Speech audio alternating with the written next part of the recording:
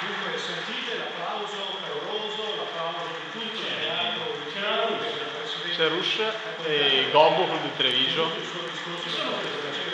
Bambini, ma non so. Applauso sottolineato dal ministro della difesa Ignazio La Russa, dal presidente del ragionamento Grande e altre autorità. Professor Merogani, mentre continua appunto l'omaggio del teatro Lorenzo da Botti, no, sono selezionatissimi. Hai da Sinago.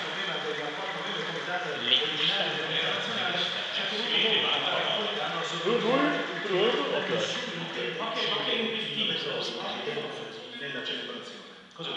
Assolutamente sì, è stato un bellissimo discorso che ha fatto il nostro Presidente, perché non è stato retorico, perché segna secondo me, una grande adesione.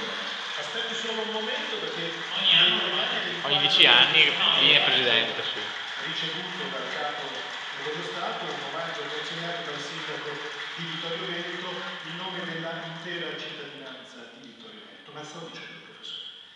Ma mi pare che ci sia un recupero della Prima Guerra Mondiale straordinariamente ben fatto dal Presidente, e che è stato un momento di grande svolta.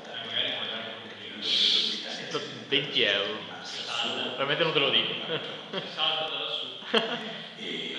Devo vedere adesso. Del resto, questo discorso di Napolitano si inserisce nella grande linea di Togliatti, della svolta di Salerno e dell'adesione alla patria da parte, qui dobbiamo dire, degli ex comunisti, c'è una varietà che non è comunista. Ci sono i Reddus addirittura. Perché era una guerra a cui partecipava anche l'Unione Sovietica e quindi li si sentiva. Riprendiamo ancora pochissime parole del Capo dello Stato, proprio a conferma di quello che stiamo dicendo, professore. Non si evochino oggi. Ah, il preside di scuola! Mazzarino, è lui! È lui! Politica o ideologica, spettri che nessuno vuole più